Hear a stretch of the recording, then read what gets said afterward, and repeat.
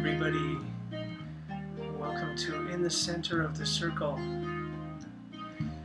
This is episode number 9. And my guest tonight is Judith Pinkerton.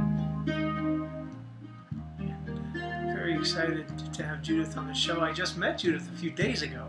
And I just, after about 30 seconds, my heart said, yep. It's called spontaneous combustion. You have to have Judith as a guest, so here she is. She kindly said yes, so we'll get to hear all about Judith in a few minutes. So before we get going, I just want to start by doing We Come Together, as is my custom. So we just stop and make sure we have everybody going. Yeah, it's all good. All right. So this is called We Come Together. It's a song by Jack Fowler, a good friend of mine who's now in Nashville. And if as you're listening you'd like to sing along, please do. We come together in this moment. We bind our hearts and minds, for we'll form a tapestry woven from one life, one creation, undivided, all unique expressions of God. We come together now in one accord. We come together in this moment. We bind our hearts and minds, for we'll form a tapestry woven from one life, one creation, undivided, all unique expressions of God. We come together now in one accord. We come together in this moment. We bind our hearts and minds, for we'll form a tapestry woven from one life, one creation, undivided, all unique expressions of God. We come together now in one accord.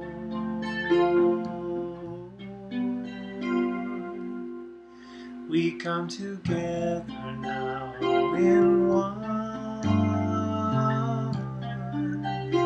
accord.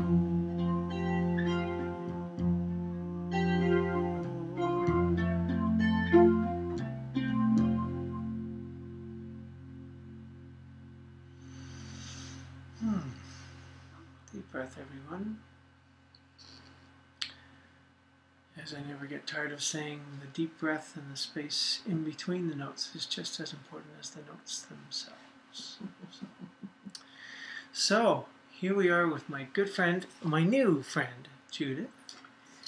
Let me have a look here. You know, that was so beautiful. It was really a centering Thank you. piece. You know, Thank just helps you to anchor it in. That's exactly why I do that. I know. I was So like, I just want to sit here and just listen. I don't really want to play. I just want to sit and listen to you. That's great. Thank you.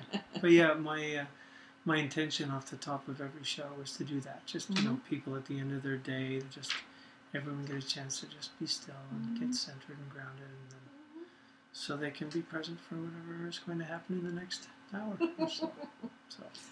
So, thank you. So let me just read a little bit about Judith to you, and then we'll talk about all these things. I'm going to read the longer one. It's juicier. Judith Pinkerton, TEDx speaker, author, recording artist, and founder of Music for Life, a trendsetter for mental fitness. Judith Pinkerton has more than 30 years' experience in music performance, music therapy clinical work, and incisive accredited training programs to manage stress, anxiety, anger, depression, and grief.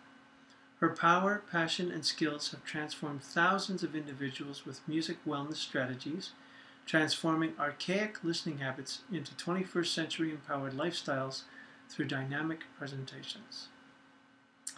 And her expertise is personal development, motivation, inspiration, mental health and wellness, empowerment, and facing fears.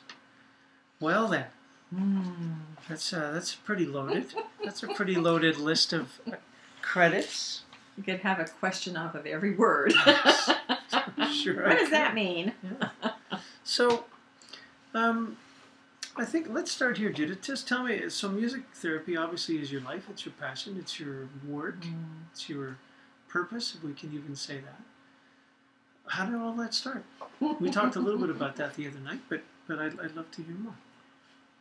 Oh, when you love playing, and I know musicians have had similar experiences where you affected somebody, you affected their heart. And for me, it affected more than their heart. It affected their high blood pressure. Mm-hmm. So in a hospital, a loved one at the time had gone through emergency back surgery, and out of my love for him, I had that previous night, because it was emergency back surgery, had in the home just sat on the floor and played into a microphone songs that I loved to play, songs I knew he loved to listen to, and went into the recovery, or actually in his hospital room after he got out of recovery the next morning, and pushed play on the music.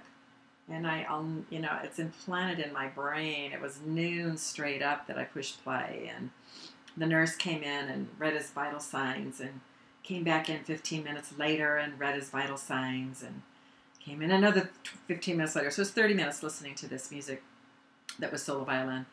And she read his vital signs before wanting to administer the routine high blood pressure medication. And whipped around to me and said, "What's he listening to?" And I was like, "Me?" She goes, "What do you mean, me?" And I was like, "Well, I play the violin." I was embarrassed. It wasn't done in a recording studio. It was done on my living room floor. And so, I wasn't real proud of the recording. And she said, "Well, this is impossible. I'm supposed to be giving him medication right now, and he doesn't need it." And I'm like, "Well, isn't that good?" And she thought about it for a while and went, "Can I have a copy of that?" It's like, "No." Let me go into the recording studio and properly do it, which I did. So what was amazing to me is she actually went over to his medical records and scratched out medication and wrote in that music had been used to bring his high blood pressure into normal range. Wow. So that was my pivotal point, where I went, living in Anchorage, Alaska, I'd never heard of music therapy, so I was going to tell the world about this, this works, we got to do this. So that was when my passion got ignited, and then I finally moved out of Anchorage down to Las Vegas and bumped into a music therapist and the music therapy profession, and just was blown away and immediately smitten. Started going to annual conferences and regional conferences and couldn't stop, and I haven't stopped. Got myself board certified and now licensed in the state of Nevada, and that's kind of the end of the story. Actually, it's not the end; it's the beginning. No, it's just the beginning. So how Alaska to Vegas? How did that happen? Well, the patient in the hospital was my husband at the time, and he. We had a strong recession going on in Alaska at the time, which was in the late 80s. And so the university system that he worked for only needed one vice chancellor of human resource development. And there were two of them. And when they downsized the two university systems, college and university, they opted for the other guy. So he accepted the same position at the University of Nevada, Las Vegas. And UNLV moved me down here. Wow. And that's how I got down here. I had a 2-year-old daughter at the time. And even though I loved Alaska, moving out of Alaska in January sounded really good. And I never anticipated that I would be down here this long. Because I'd lived in Anchorage for 25 years. So I was, I was happy up there. But it's just amazing how time evolves one year after another down here. Yeah. And before you know it, a lot of time has gone by and you're still here. Yeah. So how long has it been now that you've been in Vegas? It's been 26 years. Wow. Longer than you were in. It just passed that mark. It's like, oh, I guess I'm here to stay. For now. Yeah. No, it's wonderful. There's lots of opportunity here in Las Vegas. And if you can really find that inner core of Las Vegas that you get connected to, it's just amazing how the years sped by. I'm just amazed. So I came here with my daughter, and that marriage did not last, particularly in this town. And then I met my current husband, and we are celebrating 24 years marriage this year. Yeah. So we had a blended family. So for those of you that might have blended families, where it's yours, mine, and possibly ours, I know what that energy is all about. Survived it. And so my kiddos now are adult kiddos. And it's been a real interesting journey, especially in this town, raising children. Music is essential. Speaking of music, let's play another song. Yeah. Which one would you like to do? You know what? Let's kind of do a sequence. Let's do a mood sequence. So let's start off with the Amazing Grace version. Okay? Yeah. For those of you who are joining us in the middle of the program, this is In the Center of the Circle. And we are in Las Vegas, and it is my great pleasure to be with Judith Pinkerton, music therapist extraordinaire. And she's about to play her arrangement of Amazing Grace, and I will accompany her. Yay! Yeah. So I need to give credit where credit is due. My brother, Dan Pinkerton, wrote this arrangement, and I loved it so much that he's given me permission to play it as many times as I want to, publicly or privately or whatever. As a good brother should.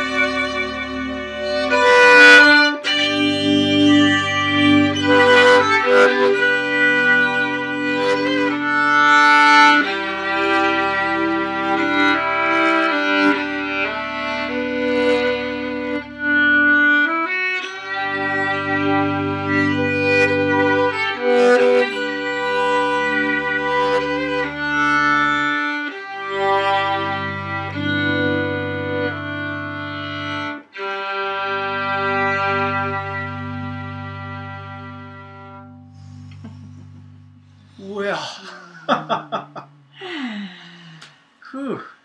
How beautiful was that? That was pretty lovely. I don't think it was going to impact me as much as it is. That's great.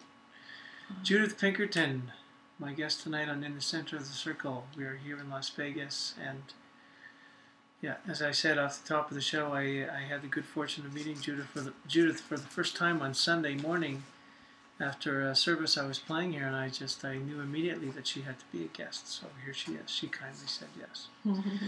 Thank you so Wow. much. Oh, my great pleasure. That's So I want you to place yourself in a different setting. okay. Imagine being in a room that's maybe 3 times this size. Mm-hmm.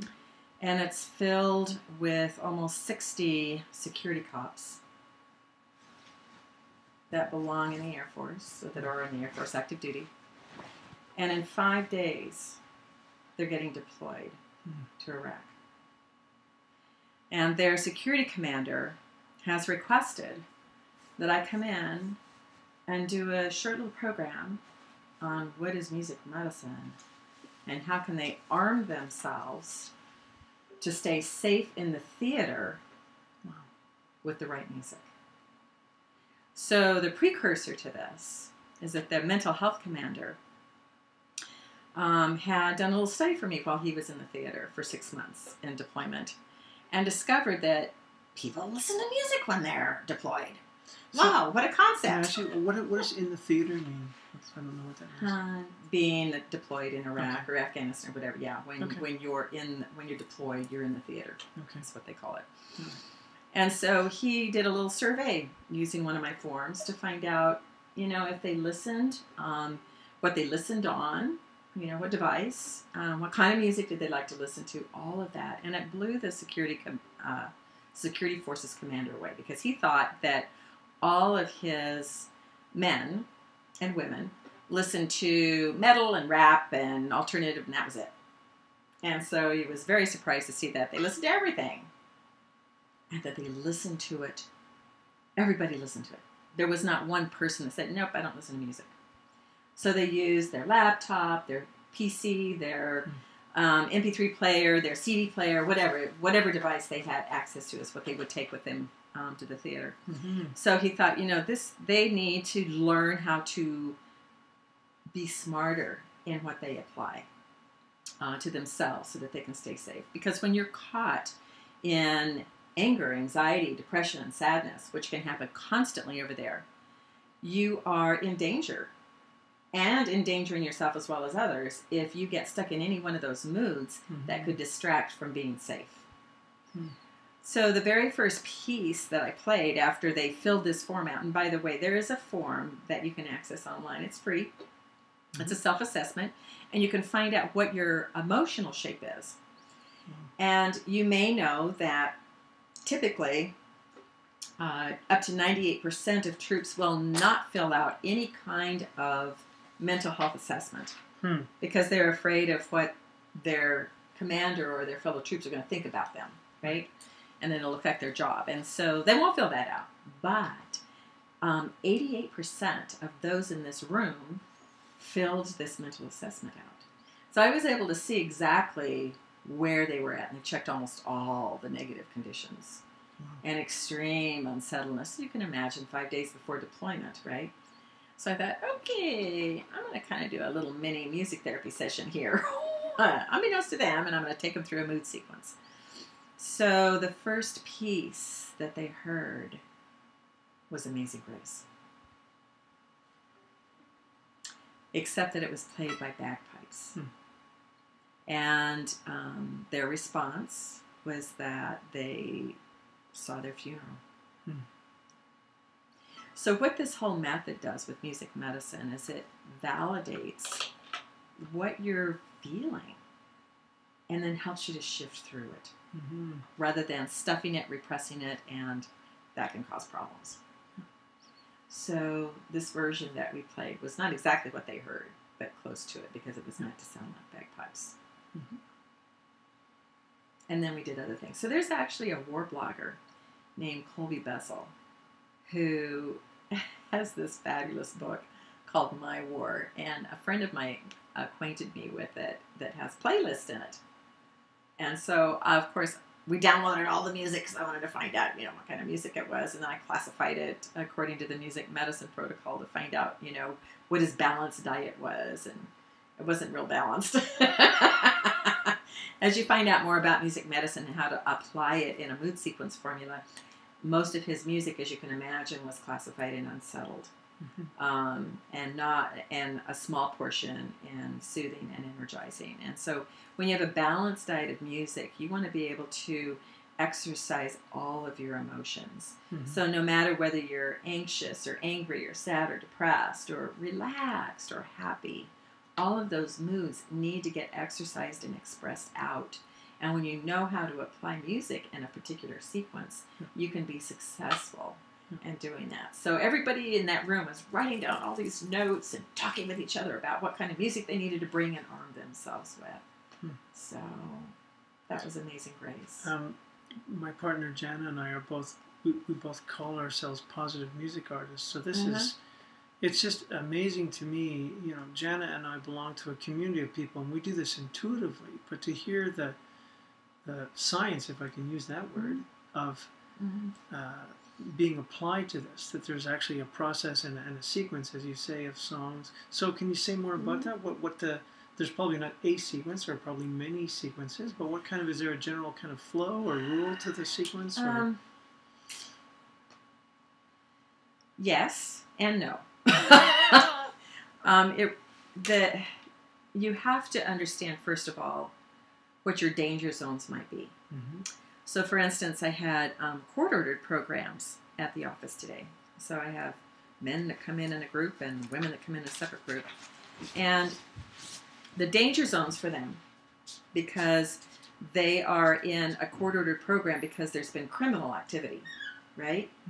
So the danger zone for them is that they may be misinterpreting, first of all, their moods. They may think that they're excited all the time when they're actually in anxiety. Another danger mood is that they may feel like they're always energized when they're angry. Another danger mood is they may feel like they're calm, everything is fine, when they're actually depressed. So given that, and understanding that we instinctively push play on music, and so when you push play on music, you're matching where you're at. The music feels good to you, right? It matches my mood. A lot of people say, well, I match my mood, or, it's whatever I'm feeling mood-wise is when I will decide what I'm going to push play on. Or you're scanning the radio, and instinctively you're not saying, oh, because I'm feeling sad, I need to find a sad song. You're saying, oh. The tears come, and you either push replay, or you don't even want to listen to it because you don't want to go there, which is another music listening habit. So it's understanding, first of all, what are you actually feeling? What are you instinctively wanting to match to that mood? And is that music keeping you stuck in that mood? Or is it shifting you out? Right? So I use an analogy that my clients get. Imagine that you have this iceberg from Alaska. You're right. I think of iceberg. So I'm from Montreal, so I feel your pain. Yes, I get it. So we know that 10% is above the water, and 90% is below the water. So imagine that you have all of this unsettledness that you can't get rid of because you have layer upon layer upon layer of trauma. And you've been unable to resolve loss, anger situations, anxiety situations, depressing situations, and it just piles on top of each other. And so you have all of this stuff that's below the water that you just can't seem to get rid of, right? So you listen to music that could be metal, for instance, if there's an anger problem. And I'll have some clients go, yeah, I listen to metal 24/7. It soothes me. I'm sorry, that's incorrect. Oh, well, for them it is, though. Yeah. So think about it this way, that they're getting validated by listening to the music that's validating and matching where they're at, and it's relieving some of that. But what happens when it melts that iceberg down to that level, right? They go, relief. Take the earbuds out. And by the way, I call these earbuds IVs because you're self-medicating with music all the time. It's just whether you're doing it instinctively or purposefully and intentionally.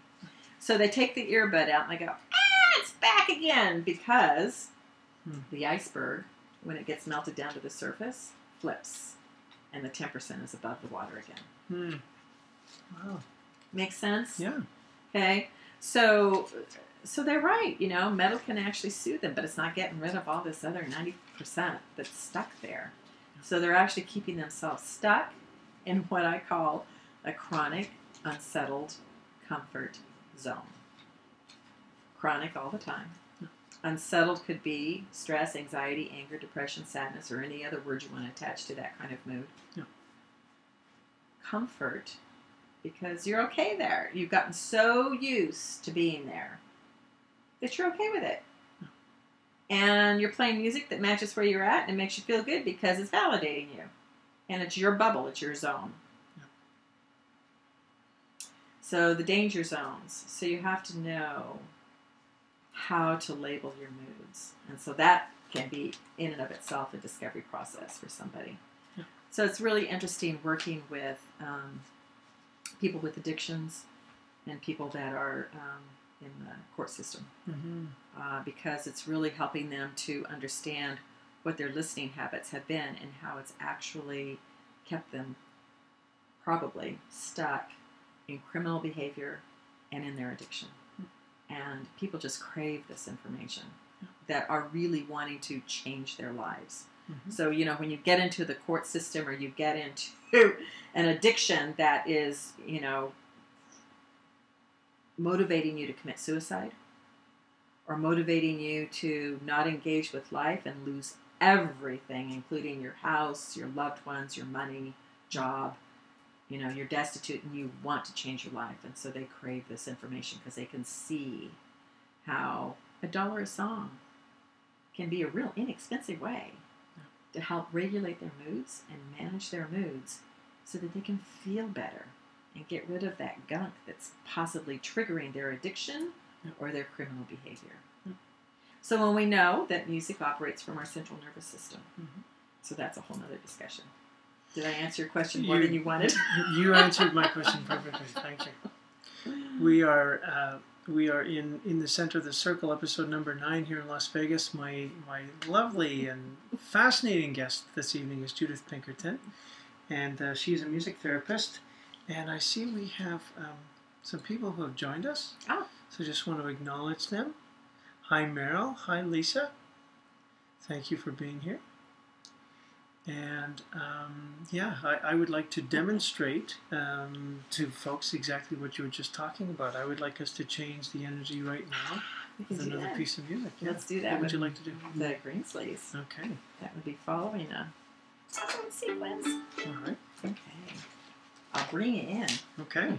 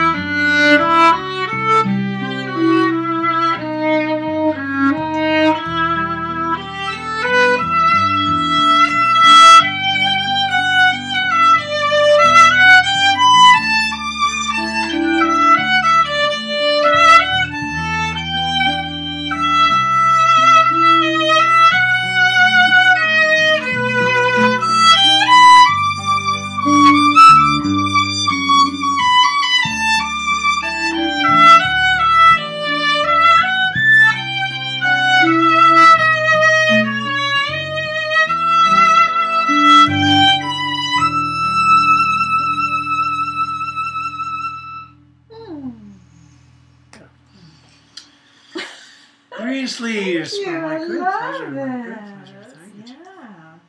Thank you. You are listening to Judith Pinkerton on In the Center of the Circle. We are in Las Vegas, and I'm just having I don't know about people watching or listening, but holy cow, I'm having my heart blown open as I play this stuff. So we are living testimony to everything that you've been sharing.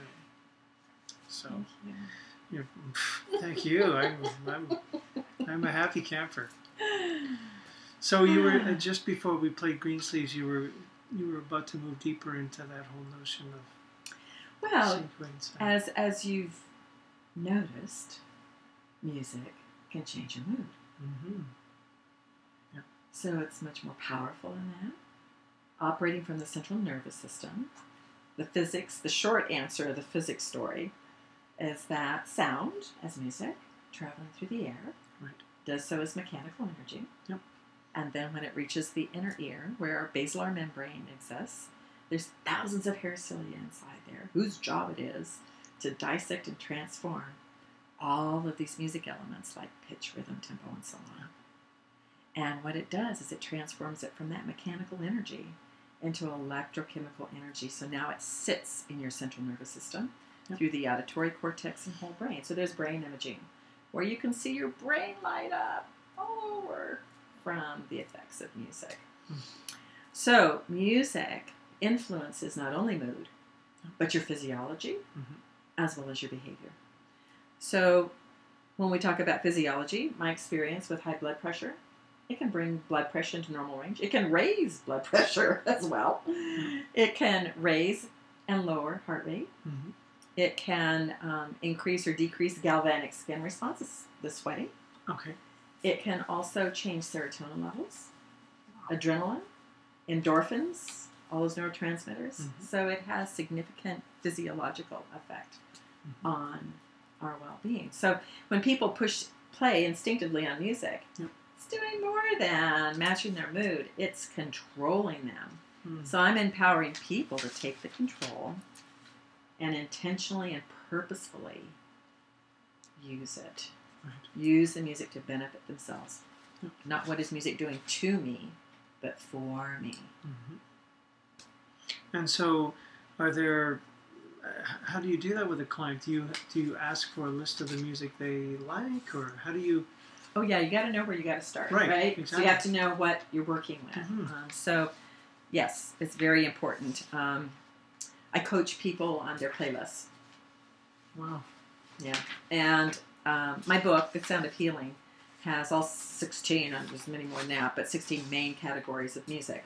And it goes into hundreds of music recommendations that fit into this playlist system. So in your 6,000 or more songs, you're not going to take all those songs and put them into these playlists. They have to meet special criteria. It's like creating a music medicine pill. It has to have special criteria for type, dosage, and frequency. And so we discuss all of that in this boot camp that I've created that has been accredited by the State Nursing Board for 25 years now. So it's been out for a long time. And so tell us more about the boot camp. Is it a weekend, a series of... It used to be a weekend, yes. An 8-hour course. And it's been downsized now and do a 2-hour downloadable audio with the 32-page workbook. So you get to go straight through it. You no longer need me present to be able to do this like 101 course in music medicine and how to start doing it yourself. Amazing. Now you do this at Music for Life.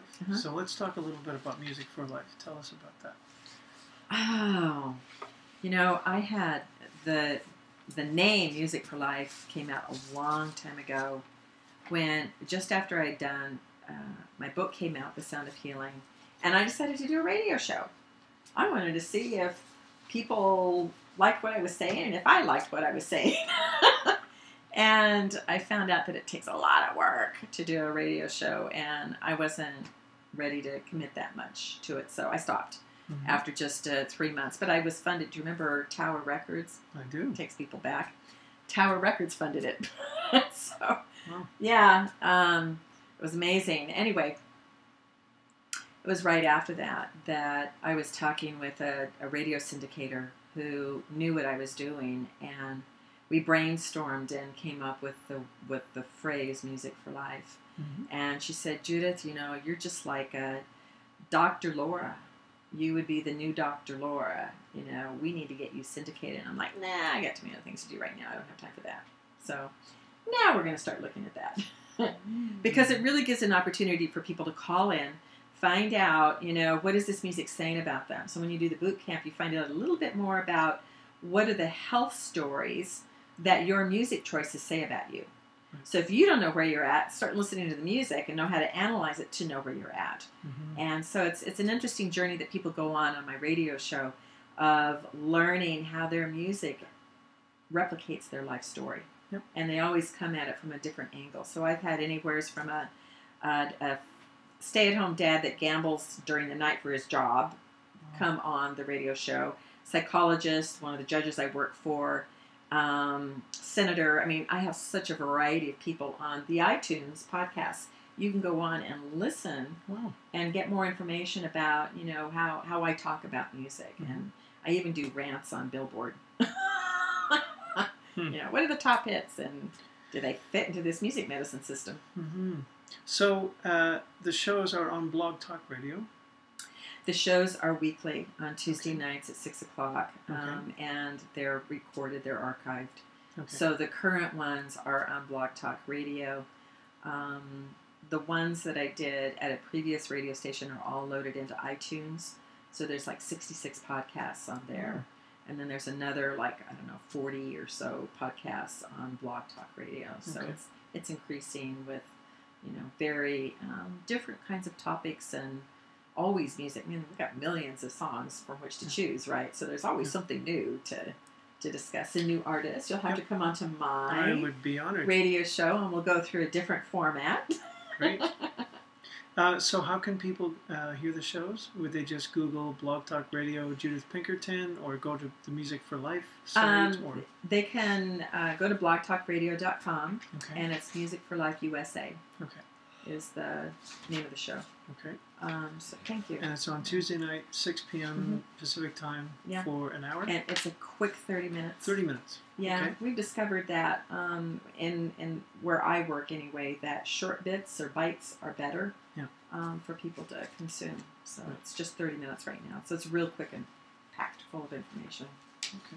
And we actually listen to no music. Huh. All the links are there, and I discuss the energies so people have homework to do. Wow, that's great. To go back and listen and go, oh, let's see, well, she said this about that. I wonder what I would say. Mm-hmm. Yeah. So basically, at the end of the boot camp, people have the tools to be able to analyze their own playlists and then to shape them mindfully, basically. Yes. Okay. I like the way you said that. Thank you. I'm always learning new ways of saying it. Yeah. Well, it's such a good word, isn't it? To be mindful. But I mean, to me, that's what just keeps coming up as you're speaking. Is it's really about us being mindful about the music we choose to play, to listen to, both. Yeah. And that's certainly, again, coming back to my partner Jana and I and the tribe. I use that word quite literally. The tribe of us who write positive music. That is very much our desires, to be mindful of the message that we are sending, that we are creating, that we are sharing in the music.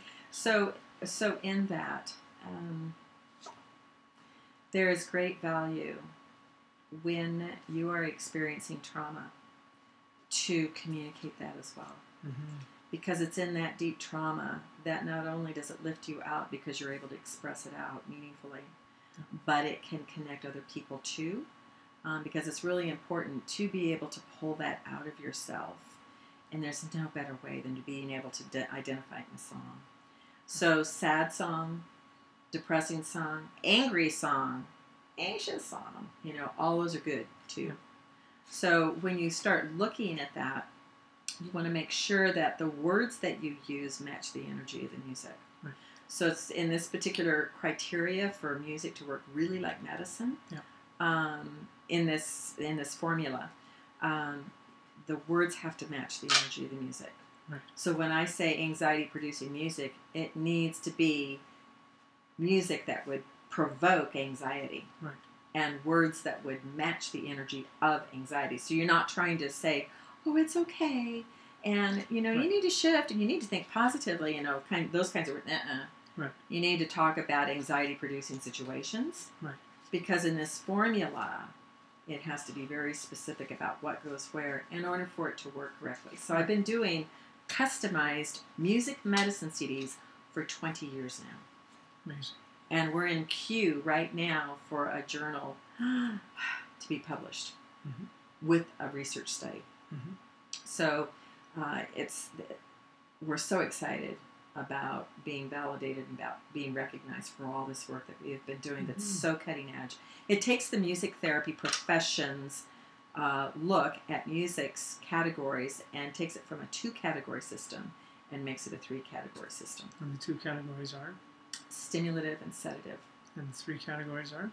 Sedative, which is soothed, and the stimulative now becomes unsettled and energized, because we realize that anxiety and happiness are 2 different energies. Right. So it follows a lot of neuroscience principles as well as music therapy principles in this mood sequence formula, and that's what you learn about, is how to do that, right, so that it works for you.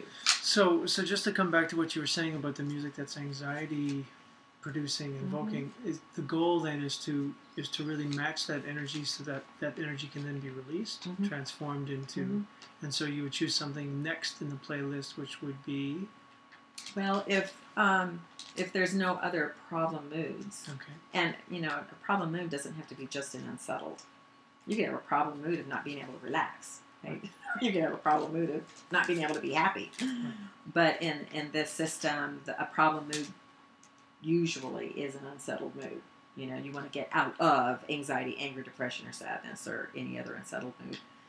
So if there's no other problem mood and unsettledness, then you shift to soothing.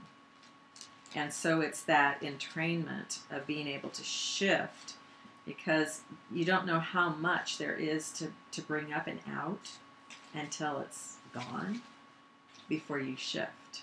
So it's complicated. Every person is different in how it's treated. But the generic formula is to go from unsettled to soothed to energized. Right. So you've heard of PTSD, post-traumatic stress disorder. So you've heard of invisible wounds. So imagine this invisible wound. I love this. One of my practitioners, Becky Wellman, came up with this. I love it. She says that imagine you've got this wound, this invisible wound, it's just not healing. It's just not healing. And so what we do with music medicine is that we apply this unsettled music to air out this wound, right? Rip off all that scabbing that's not healing over and just air it out. And then we take this neosporin balm and we replace what you just stirred up with this soothing music. And then to really heal it over, we come in with this positive, happy music that just seals it right up, heals it over. That's great. Beautiful.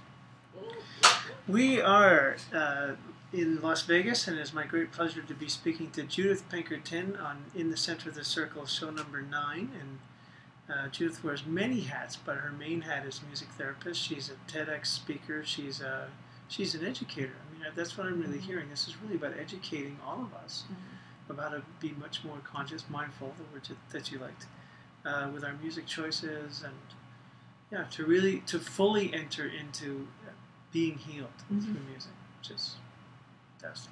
I just want to take a second to acknowledge some folks. Let's see who's with us here. Let's see.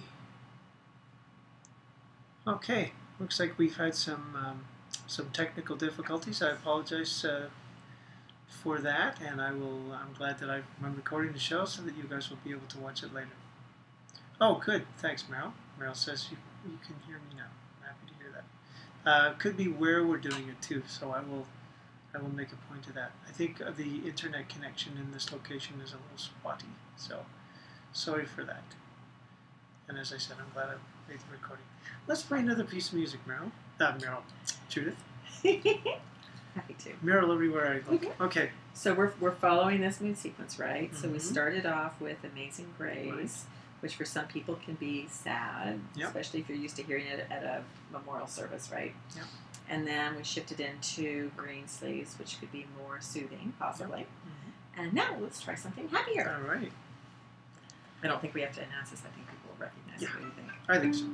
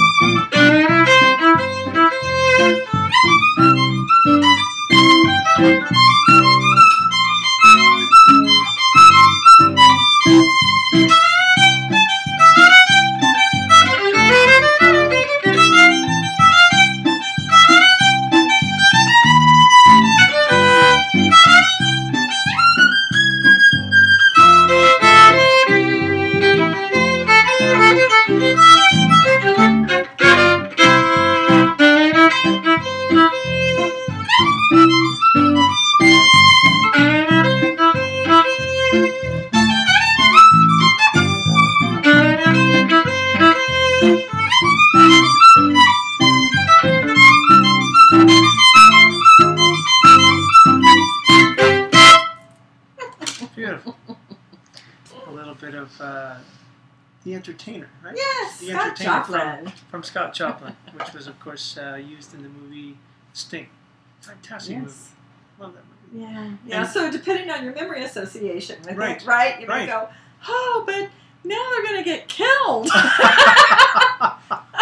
You know, or you could just keep bopping through it and not have that memory association. And I think that's a wonderful example of the timelessness of music. That was written, I think, in the right. It's sometime between 1900 and 1910. Yeah. When you know, when people had pianos in their living rooms, and this is what they were actually trying to play, was ragtime. You know, before recordings were made, and it just a whole other history.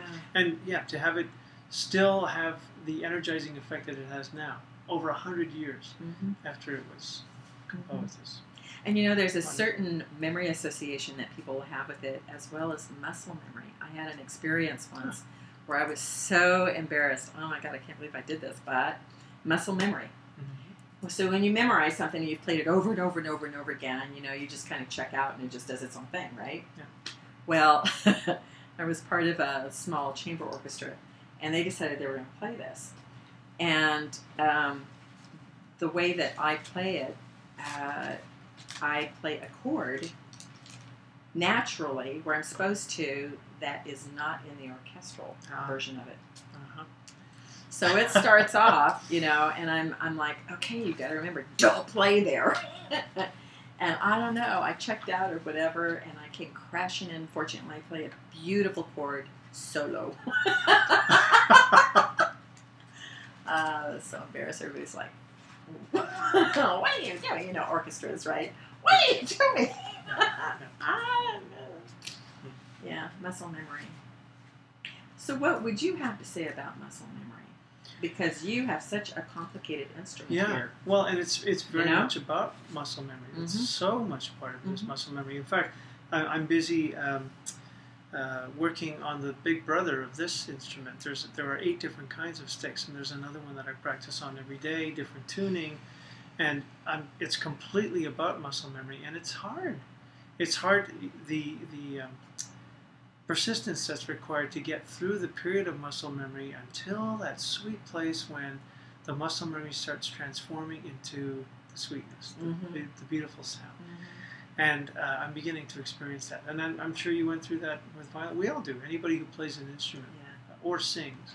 There's a period where I can't stand the sound of my voice, or I can't play in tune, or can't play in time, and then there's this wonderful sweetness that takes over once the muscle memory is. And as I'm fond of saying, I can tell when someone is putting on their instrument, when someone is tuning, just in their body language, in the first 15 seconds before they play a note. I know right away what kind of an experience I'm about to have, because their body language says it all. The muscle memory in just how they hold the instrument, how they stand with it. It's all tells so much. Yep, I agree. I agree. But that's another song for another night. So we're getting close to the end of our time. I just want to say, how can people find out more about your work? Your website is musicforlife.com. Sorry, your US. site. sorry, .us. Yep, .us, okay. Not .com. So musicforlife.us will give people information about your programs. I know that you do weekly things. This would also get them able to hear the podcasts, etc. Right. So yeah, Music for Life. It's number 4, musicforlife.us, and it's got everything on it. And you can become a member. You create, your own login information. It's all free. But that's the way that you can access this self-assessment that I was referring to, where you can find out what your emotional shape is and whether you're listening to music correctly or not, or what does that say about you, what's the healthy emotional shape. And then there's a calendar, and it's constantly updated with new things that are going on. We have a YouTube channel. We're all over Facebook. So there's an easy way to find us. Just stick in Music for Life or my name, and you'll find all the sources. And you also have your own site, judithpinkerton.com, so if people want to know more about all the things you offer personally, your wonderful TED Talk videos on there. Yeah. So, okay. And as is my custom, I will put the links to Judith's 2 sites, judithpinkerton.com and musicforlife.us, on the credits at the end of the video that I will be creating for this show, which should be out within 24 hours. So one final look at our online guests. Good. Okay. Light and happy and fun. Thank you, Meryl.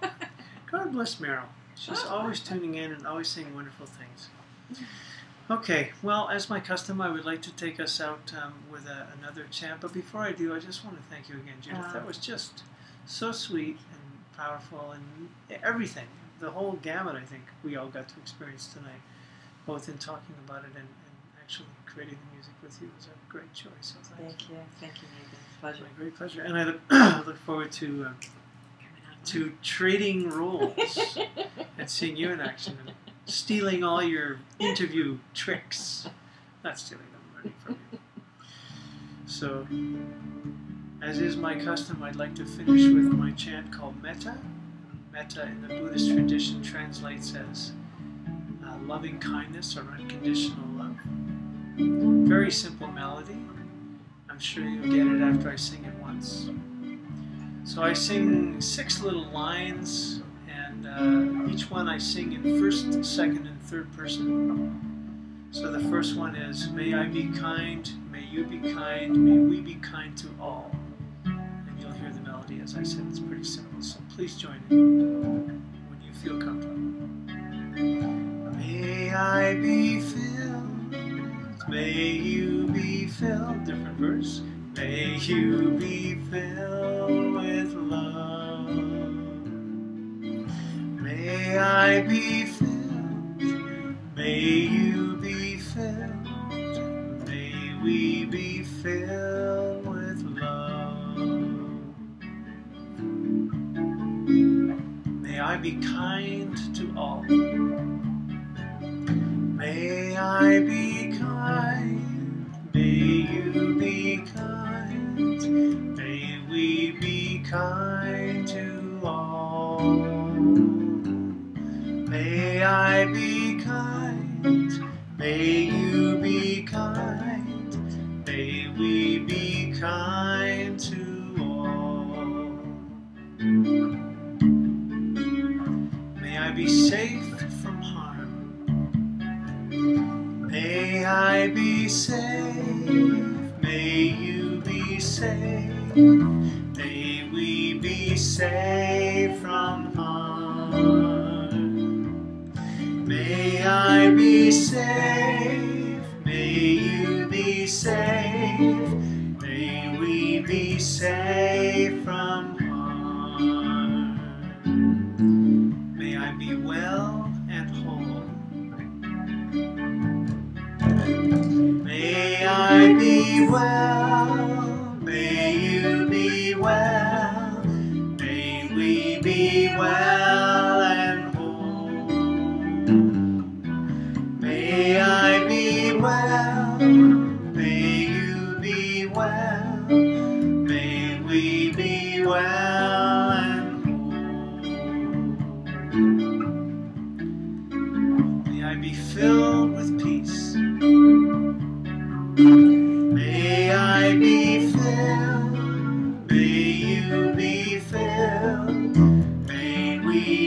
filled with peace. May I be filled. May you be filled. May we be filled with peace. And for the last one we sing, may happiness, may happiness, may happiness be ours. May happiness, may happiness, may happiness be ours. May happiness, may happiness, may happiness be ours. And I invite you to end with me by just singing the word Om. And you can sing whatever note you like. All notes work. Here we go. Breathe wherever you need to.